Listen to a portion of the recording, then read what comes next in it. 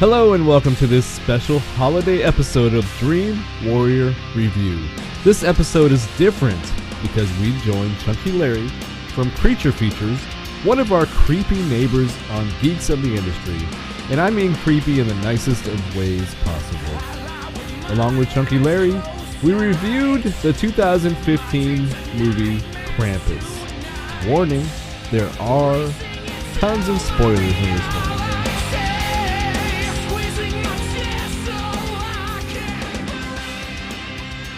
How are you guys doing today? Hey, we're here. We Fantastic. are so. I'm so happy to be alive. Me too.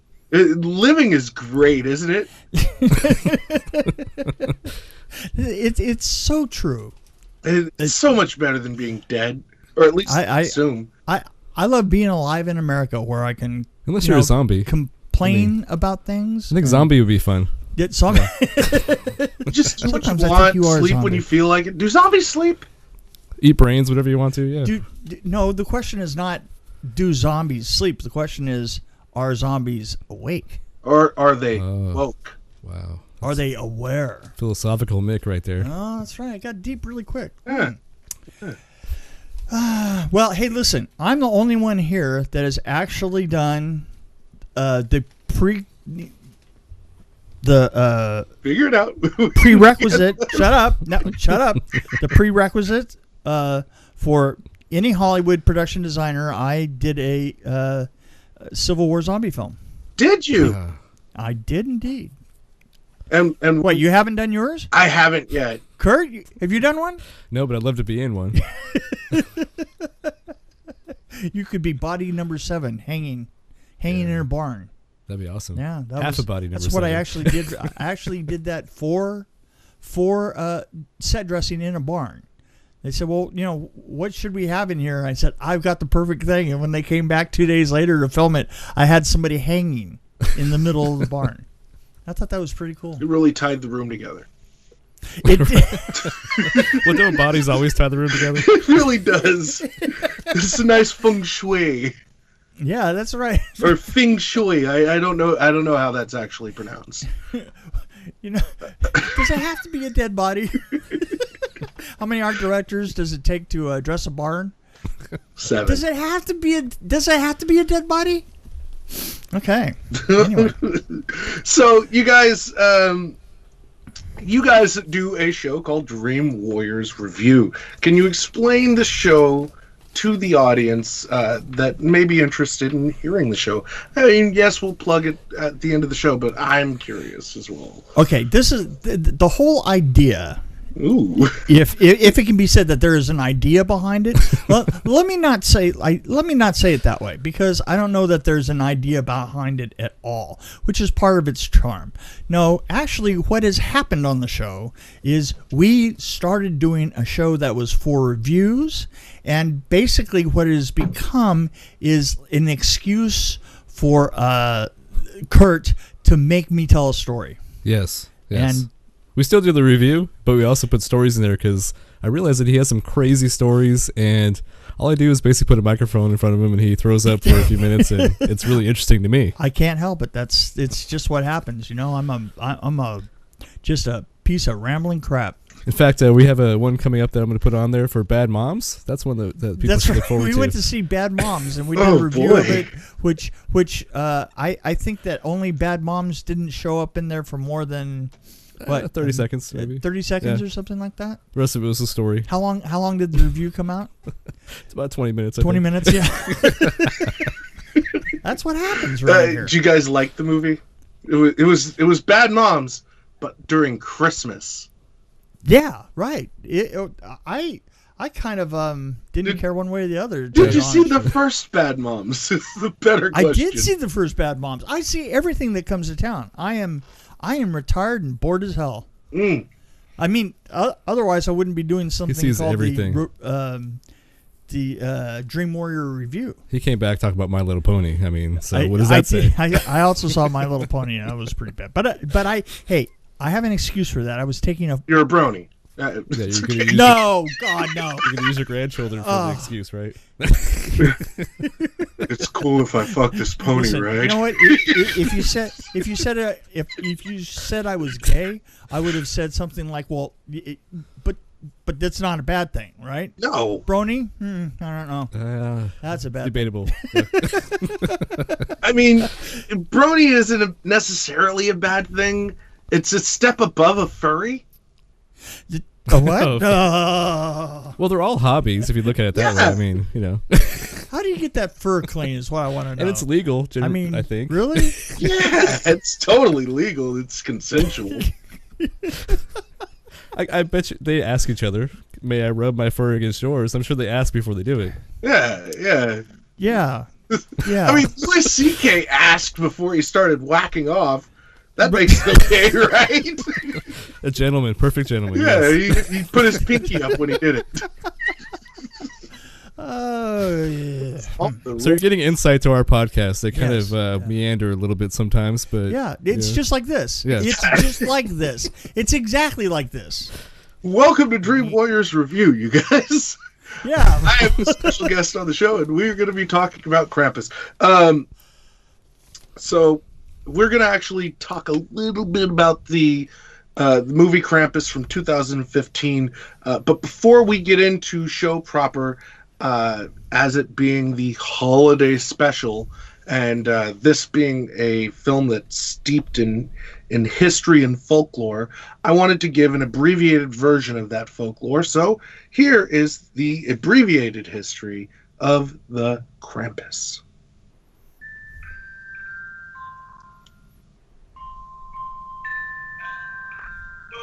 All right, you guys don't need that, do you? Something good afterward. I pictured him playing bells. Yeah, there. I didn't know exactly what he was doing. Did you see him there with like bells? Yeah, I saw him with the bells. I was like, hey, he's better with bells than I thought he would be. Yeah, no, dude, I'm fucking great at bells. Good job. Was that one of those hold on, I'm getting a message. This is a very important message. Ooh, shit. No, not really. David Arquette? Really? Yeah, I think you sound a little bit like David Arquette. He said you sound like David Arquette. Is that true? Is this David Arquette? Is this David Arquette? Me? Yes, you. I mean, I was WCW champion for a very brief time, so maybe? Ooh. But, I mean, who was WCW champion? What year? Once a champion, always a champion, right? Yeah, that's right. Yeah. You know what? I didn't even know that, and you're still a champion to me, Larry. You're a champion in my heart. Okay, so now that we've gotten the getting to know you history of both Dream Warrior Review and the history of the Krampus out of the way, now it's time for the synopsis for Krampus. And normally what I do is I scour the internet. I go into dusty fucking saloons looking for the best synopsis, and then I typically just go to IMDb and read the longest one that I can find. So that's what we're going to be doing tonight. This one is actually by Stacy Cox. I picked her because it sounded, Because of the name. Yeah. Because who wouldn't, right? Name alone gets 2 snaps up. So here is the synopsis for Krampus. A torn family come together for the holidays, but they're so busy fighting that they've lost the holiday spirit. When a boy writes a letter to Santa, but gets mad and rips it, he summons something much worse.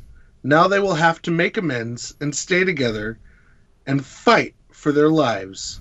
Their faith is at stake. That could have been written better. I'm sorry. Yeah. Boy, that could have. Yeah. You could have done a hell of a lot better than that. Brought to you by 5-year-old Stacy. Yes. Stacy Cox. And then the mean man came because he wrote the letter to Santa. This fucking movie, though, dude, is one of those films that I feel is, it's directed by Michael Daughtry, and he is responsible for quite a few things of interest. Most specifically to me, the 2007 film Trick or Treat, which I don't know if you guys have seen that. One of my faves. No, Yes. Seen everything, but Have you seen that one?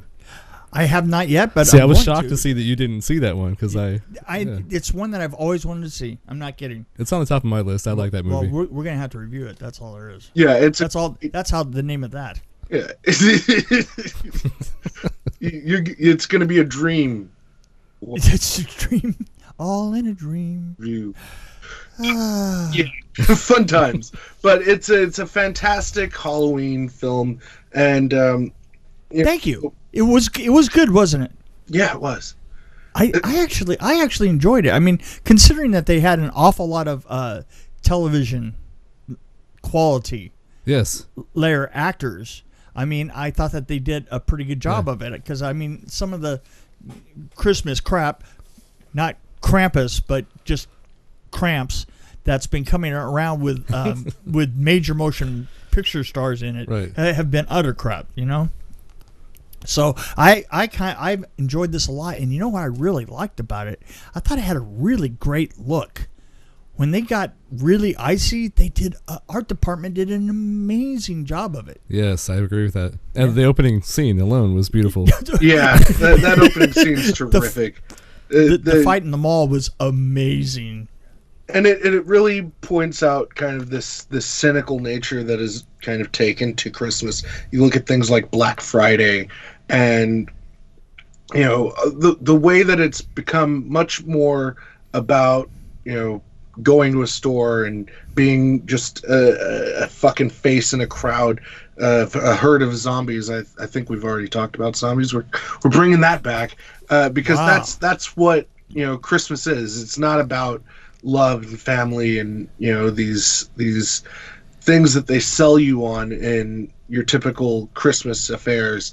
And they do it in a very honest way that I feel, even though it's kind of brief, they really summarize this this kind of dejection of the way that the holiday kind of has become. They set the mood perfectly. Yeah, they set the fact that we're in the middle of a riot. Yeah. And then we cut to them is great because it creates a certain amount of tension that you can't get out of your shoulders that keeps hanging in there. Well, I noticed a lot of the scenes reminded me of Christmas Vacation. Yes, The that's family what I was scenes. going to say. Is this That feels same kind like of tone. Christmas Vacation in a lot of places, especially with the two families. When, what is it? What's his fucking name? Champ from Anchorman. I can't believe I'm spacing on his I'm name. blanking on his name too. You can always cut it in later though. Keckner. Yeah, David Kochner. Yeah. Yeah, It's Keckner, I thought. It's not Keckner? Listen, Howard, the character of Howard. Yes, but Yeah, he feels like Randy Quaid, and Absolutely. his family. he does absolutely. Quaid's family. He's dime store. Yes, he's they the couldn't dollar- afford the real he's Randy dollar- Quaid. Yeah, he's dollar store Randy Quaid. Yeah, absolutely. No, He's I agree. hipster Randy Quaid, which is Inception Randy Quaid now. 'Cause, to be fair, Randy Quaid looks like a hipster. He got the big scroungy beard. He's fucking squatting on a house somewhere right now. Oh, that's right. I heard about that. Yeah. Yeah. Well. But their whole family, it seems like almost like a cliche of what. Well, it is a cliche. Of course. Of Yeah. course, it's a is. cliche. Like it's pure America. You know what I mean? And, Wait, I was going to point out a line that I really liked when they open up the back of his truck and all the guns are in there. Yeah. And Adam Scott's character picks up the gun and goes kind of heavy, and fake Randy Quaid goes, yeah, that's her gun. Yes. I love that. I like the one about the free. How'd they get all this free stuff? Oh, they're Democrats. They're Democrats. That's right. So I don't know about anybody else, but I really didn't like any of the characters except for like the mother and the husband and the kid. The grandmother I almost the kid- liked, the- but not. I thought the grandmother was kind of likable. She was holding out you know? information, though. I didn't like her for that reason. Yeah, she is. Yeah, really, definitely. But yeah, it was hard for me to like any other character, really. Yeah, And I also feel like the grandmother, she couldn't really drop that truth dick on the table until they actually saw something go down. That's true. You know what I mean? I'm gonna wait till Like, something she started hits the talking about fan. Krampus and Germany and all this weird shit. And I'm like, Nazi, get away, get away. I mean, it's weird enough that they're already having to talk to her in German and nobody else can talk to her but the dad and the son. I mean, Which was weird. Yeah. You elitist douche. Okay. But they're talking about a time right after the war, when Germany was just, Just nothing experienced left. all that. There's just nothing left. So I don't know why I'm getting serious about that. Stop Hitler baiting. I can't help it. It's just so easy. Is Hitler baiting? Isn't that just having sex with a mustache? No, Hitler bait. By yourself. No, that's that would be by yourself. with a mustache. That's just right. one Yeah, okay. landing strip. I want to point out some really stupid but really incredible things the art department did. And my favorite shot in the whole film is her running down the street, the frozen street, the daughter. Yeah. Running down the frozen street, and Krampus is behind her. Yep. Running from House to house. house to house on top of the houses. I thought that was a great shot. That was awesome. Yeah. I mean, it was, obviously an optical, but it was just done so well, and it was fairly Speaking of convincing. optical, you brought that up. I was like, one thing I noticed that they're mostly practical effects. Yeah, a it little was tiny mostly- bit of CGI. Yeah, I really hate that you're term. right. And because of that, I think the effects were really, really pretty effective. Did you notice Freddy Snake? What? Did you notice Freddy Snake? I did. Yes, it was in there twice. Freddy Snake showed up. Are you He had a talking clown about the face on. jack-o'-lantern? Yeah. with the trimmer mouth? The thing that swallowed the kid. Yeah, it was a jack-o'-lantern. I guess. Yeah, it was a jack, but it was just, I'm sure that they just took the Freddy Snake and just put a mask on him because it was obvious he had a mask on. It was definitely phallic. Yeah. And I did feel at one point it said, "You." That's neither here nor there. Yeah, okay. But I think you guys hit the nail on the head when you said the only really likable characters in the film are Max, Tom, and Sarah. You get Toni Collette in anything, she's going to be at least, passable in performance-wise. But I think that was done almost by design in this film, in the respect that, they're supposed to be these kind of shitty representations of what we've become, a society, predicated on things, and the daughter is constantly in her phone, and it's not an issue. The dad is distant. The relationship is splintering between the mom and the dad, and the only through line between all of these family dynamics is Max and his grandma, and he still has this optimistic hope. Like, even when he gets in the fight, it's because he's defending what he believes is, trying to keep Christmas pure for these younger children, and there's this mindset that he still, in some respects, believes, and it's really when he's confronted by them reading his letter, where it's, everything that he wrote to Santa was, from a very pure place, where he's saying emotionally, I want my parents to love each other again. I want my cousins to stop being lesbian, MMA fighters. I really wish my uncle wasn't a douche. So you're saying that he was throwing the truth out the window. Yeah, and all of that hope got torn apart, and he became just as bad as everybody else. Don't you think it was kind of a setup, though? Like, it was basically they're showing how they're not getting along in the beginning. It's a setup, so you want some tension there. Right. And then toward the end, when all the shit They're starts hitting the fan, all getting back together. they get together in order. and they it's like I said, it was Right. like it, like And in the last scene in it, then where they they get all get smashed together. and destroyed anyway. Yeah, that's See, true. that's what happens. There's no hope. Yeah, life There's sucks. no hope. It's all chaos. Life is God, it's the worst. So anyway, I don't know if Dinosaurs. Hey, did you notice that really great cleaver though? nice segue. just thought I had an art department note that there was a great cleaver in there, and there was a great cleaver. Yeah, I'm just throwing that out for the shits and giggles. I like to not to get totally off topic, but Toni Collette had like this her fear face was like the face you see people right before they throw up. You know? It was, yeah. Yeah. No, you're right. So anyway, Yeah, no, please, by all means, let's talk more about the cleaver. yeah, I want to hear more about this cleaver. Hey, well, no. If you look in the grandmother had a cleaver, and it was just it made me sit up and go, now that's a cleaver. And she was sharpening it, wasn't she? Yeah, she was sharpening. Yes. It was awesome.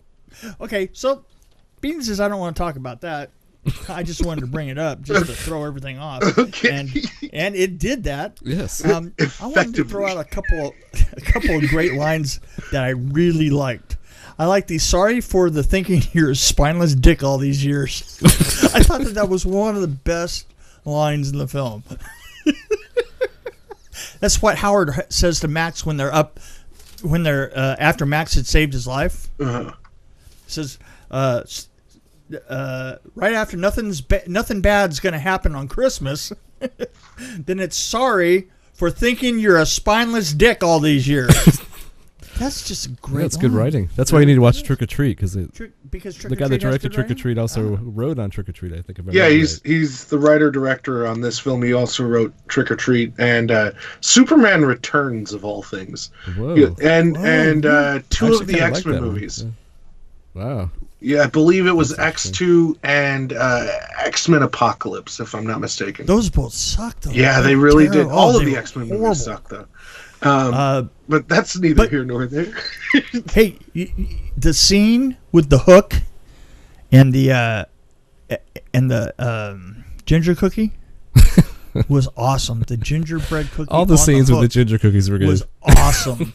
I mean, the first time that it started moving, and it was like, oh, that's awesome. I like the one where we had the nail gun.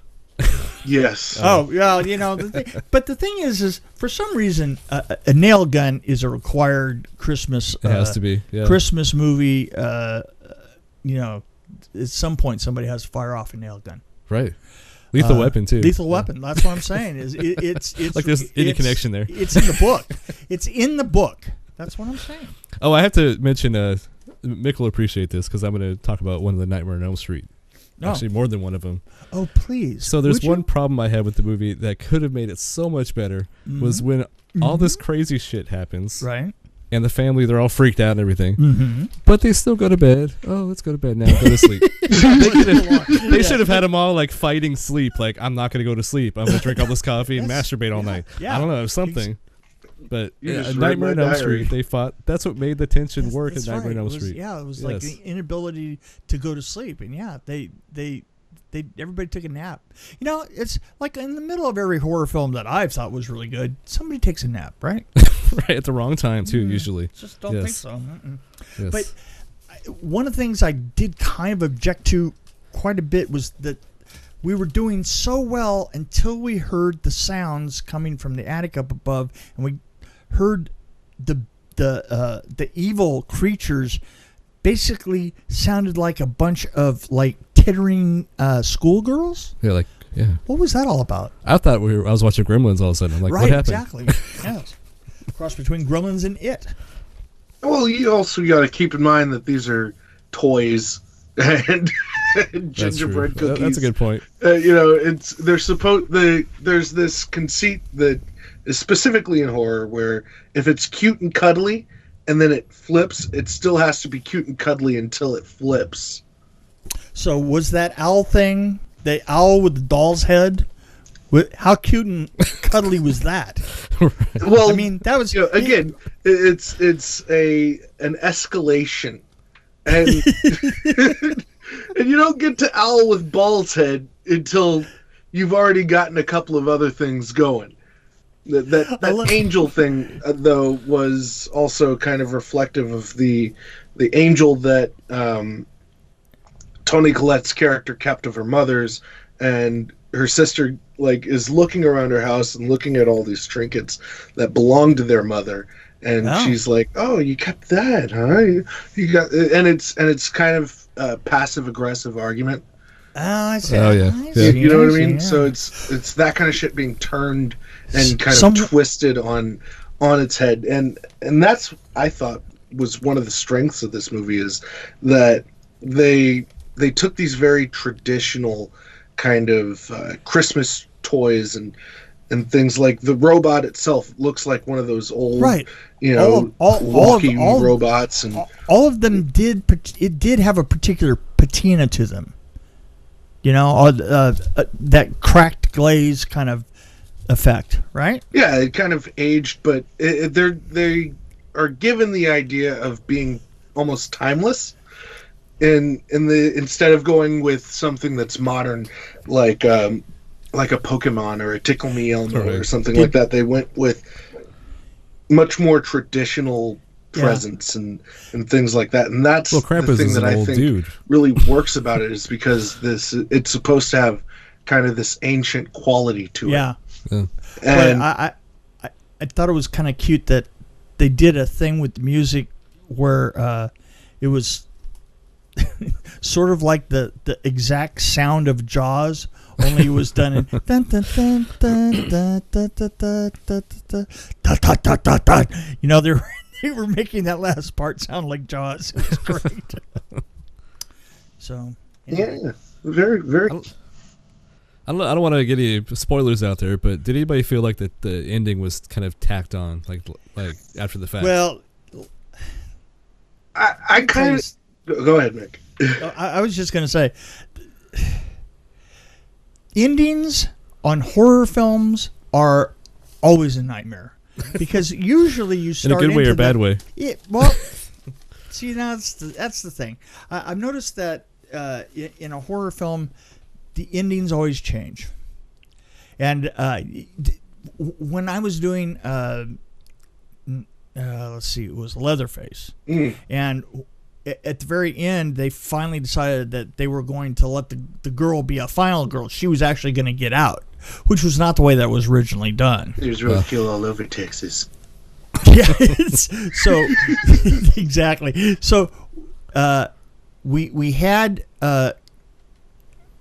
done an ending where she just kind of disappears, but then we did the ending where she's on the road hitchhiking, and when we were doing that, we only had one day to do it, and we're doing a bunch of pickup shots, and we're out there with that pickup up on a hill up above Magic Mountain, and we started to lose the light because the light would come down. We were on this long ridge, and the light would come down off the mountain that was above us, and it was moving across that ridge. And so to get the final shot of her actually there thumbing a ride, we would have to run like 100 yards and then get the shot, and then everybody would grab some part. Like I grabbed the box, the suitcase that she's sitting on, I grabbed that, and I'm running. We're all running across this ridge, which I've talked to her about many times since. That was the funnest part of the movie, is us running down this ridge,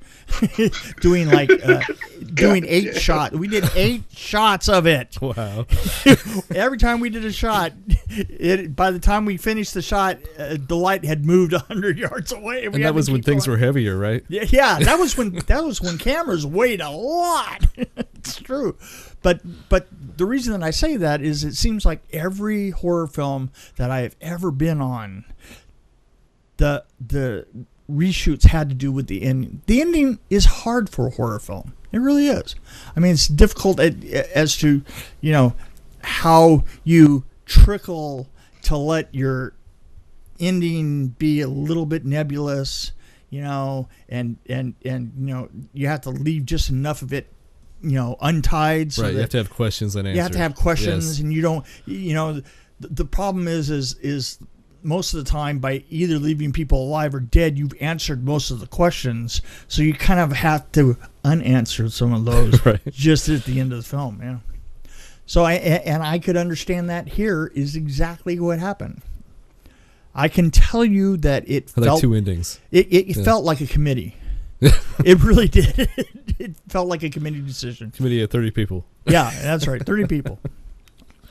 And see, I felt like the ending was set up to feel that way, where you are set up to believe that, oh, it's all a dream and the magic of Christmas and everything's right in the world, and then you get the pull away, and it works. It works for me. I didn't hate the ending. And by all means, spoil the shit out of this movie. It's 2 fucking years old. Well, I want to say that you can interpret that ending differently, like the picture at the end where he's holding onto the globe. Right. It's either they had a dream and everything's great, and he can control through the globes. And I don't know. Well, I thought he could just control different houses by putting it, by. The question is this: is everybody represented in those globes, so it doesn't make any difference? Right. See? Bet you didn't think that. Wow. Hey, it always gets deep with Nick. Can I bring up a point? Before you do, can I just ask a question? Sure. How much longer do we have to go through this torture? No. What's Viggo Mortensen like? Is he as dreamy in real life as he is on That's a film? good question. Well, and I want to say this is I have a feeling, and I had a feeling, I'm not going to say that I did at the time, but I had a feeling the second time that I saw him afterwards that he hadn't found who he was yet when he was in Leatherface. Fair. You know what I mean? That was a joke question, but that was a great answer to the joke. That was a good answer, yeah. It was. Well, I'm just saying, when I saw him afterwards, I thought to myself, oh my God, that's Viggo Mortensen. I know. I worked with Brad Pitt, okay, when we were on, he came onto one of the Freddy's Nightmares, right? Yeah, he did, was it Blank Tickets or something like that? Yeah, something like that. And if you look at his acting in that, and you look at, how he presented himself as a character, he wasn't Brad Pitt. He was just a guy. You know what I'm saying?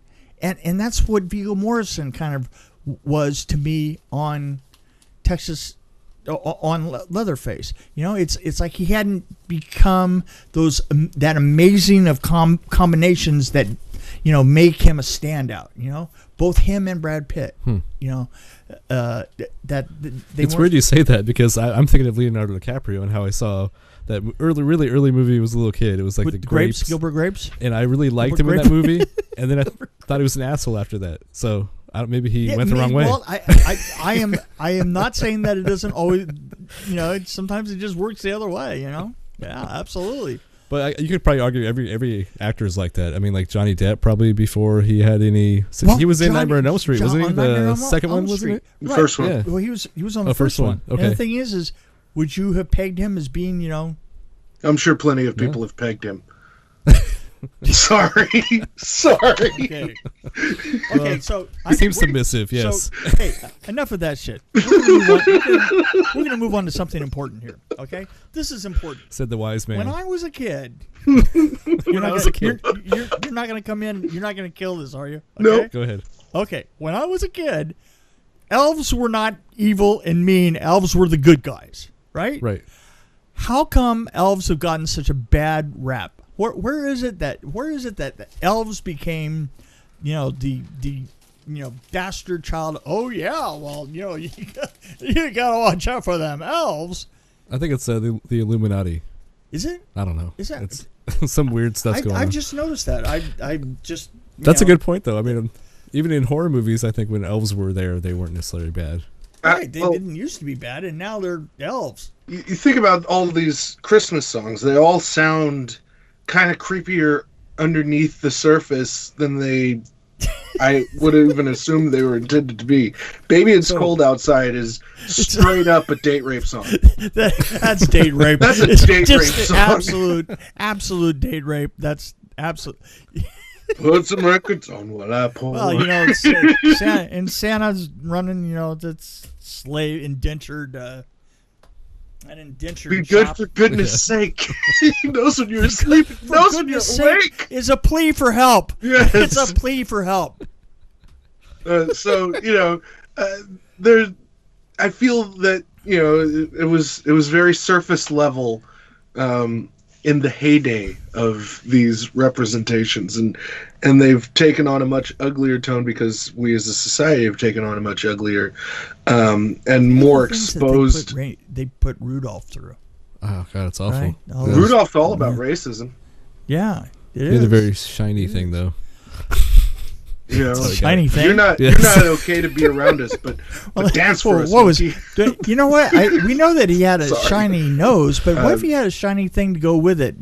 Sort of, for a reading light. We right? need you now, so now I guess you're okay. So as he's going over the houses, Rudolph's nose is fine for looking down the street, but how do you see the street numbers? How do you see the houses? Yeah. Well, you have to light up his thing. Yeah. They don't put numbers on the tops of the houses either, so. No, they don't. It's magic. Only in South Central LA. That's for a totally different reason. It's for That's ghetto totally different head, as they say. Oh boy! So, sorry, you guys just took him off the road, this didn't is we? both of you guys' I'm sorry, first did time we being on the show. Larry, did we In a did we review derail you? sense, Mick obviously was on for like an interview, but the way that we usually wrap these things is by weighing in our opinions with a rating system, and the ratings is Reapers, 0 being the lowest and 5 being the highest. Where do you land Reaper-wise on Krampus? We're gonna go with Kurt first because I feel like Mick's gonna be wordy. Oh God, you don't know the half of it, man. Yeah. Whew. Anyway, so 0's the worst, right? Yep. Well, I would say if I had to do an overall rating, I would probably say for a horror movie, I would definitely say probably 3.5 or 4, probably a little bit better than an average, I would say. But as a movie as a whole, I would probably rate it a little bit low. Okay, here we go. As a happy Christmas movie, I'm going to have to say 4. As an art department movie, I'm going to have to say 5. Wow. For wardrobe, I'm going to have to go to a 2. For the fact that you actually turned a bunch of actors that do TV shows and junk like that and make them actually seem kind of drooling idiots with strength and so forth, I'm going to have to go with a 4. What about all effects? of this is going to effects, and the effects were a 5. So I'm going to have to go with a 4.7. Whoa, that was awesome. 4.7 Reapers. Do the math. I don't know if you did the average right, but well, anyway. It You works know what? for It me. was a weighted average, you ding dong. Oh, okay. I'm gonna go a little bit lower than that. I'm gonna go 3.8. So I'm kind of in the same boat as Kurt. I thought, well, while it is for me, it's an annual watch now. It's a lot of people, they do like Silent Night, Deadly Night, and things like that night. I don't knock those choices, but this one is, of all of the Christmas horror films, easily the most fun. I don't know. What about Jack Frost, man? Dude, That's one Jack of my Frost favorites. is brutal. Have you seen Jack That's Frost awesome. 2? We covered that in September. No, I didn't see Jack Frost 2. Holy It's probably shit. pretty terrible. Holy But shit! Jack Frost 1 is I have so awfully many good. movies I have to see. It's awfully good. That's how I put Jack Frost, the first They one. put Jack Frost in There's a shower scene. Yes, the rape in the shower. Doesn't he rape her with the fucking carrot? The carrot from his nose. Yes, yes. I have a confession to make. I actually have not watched that many horror films. I believe it, actually. And part of the reason for that is because I get too analytical about them, and I get very competitive. And, Yeah. Sorry. hey, That don't makes laugh at sense. me. You don't know my world. Well, you haven't seen your own horror movies either, or your own movies that You're you've right worked about on. that. So I'm going to challenge Mick at some point. We're going to start watching some of his old films that he worked on, and he's going to review them. Oh fuck! This is I want to be that a thing fly about on the wall strays, for isn't that. it? You're bringing up that thing about strays. Jeez. Yeah, Strays would be the number one. I don't know about Strays. That's kind of an obscure one, probably. You know what? I gotta say goodbye. You know, Isn't this our job now? No, it's our job to say goodbye. Yeah. We're dragging Larry off. No, that right prostate now of you yours, you have to guys go are to the going bathroom? to plug where people can find you and what they should be Yes, looking out let's for. plug So away. plugs. Okay. Go. You know what? I'm going to give that one to Kurt because Plug. he's got the radio voice. I don't. Well, hello there. This is KURT, and I'm here to get some smooth jams for you. Not really. I mean, I don't have a radio voice. I don't know what that was. But anyway, yeah, our show could be found on, obviously, on this network. Yeah. Which is amazing. Geeks of the industry. Yes, geeks of the industry. I'm I can so look in his proud eyes to be and tell part that of you that. forgot that. Yeah, I Geeks of forgot the it for a industry. brief For moment. a brief moment. But then when I heard he was going to bluff his way around it, though. Well, I swear to God, did you see that bluff coming? I saw that bluff This coming one- from 9 miles away. I kept looking in his eye going, Whose name is come on, come on. well, I have this I have this internal tension with me all the time because I'm brutally honest, and at the same time, I'm good at bullshitting. So it's kind of a weird thing. But anyway, I'm happy to be part of Geeks of the Industry. There you go. I will shout it from the rooftops that I'm happy. Okay, And but who are we? yes, we are Dream Warrior Review. Dream Warrior And Review. I am the brains of the operation. And I'm the heart. Yeah, you're I'm the heart and the fart, yes, of the operation. But yeah, Mick comes with some amazing stories, and I think that's what really makes our podcast shine. Not to brag too much. I didn't do that many great stories this time, but you know what? I'm really good at editing your voice to make you sound more interesting. That's what it is. Is that what it is? He takes out the ums and the uhs and the ahs. Oh, no. You got to let him breathe. Yes, Fine, absolutely. fine. You just put a microphone in front of him. Yeah. Go. Well, guys, I wanted to thank you, Did you Chunky forget his Larry. name? Yeah. Chunky Larry. For a split second, you forgot his name there. I saw Yeah. that. I know. I just God. It's like, I want to thank You know what? Karma That's right now. I swear to God. You know, it's karma. That was a karma that just floated right over there and then just come right back and hit me in the side of the damn head. But yes, we thank you, Larry. We had fun, I think. Thank you very Yeah. much, man. I appreciate it. It was a blast to have you guys on.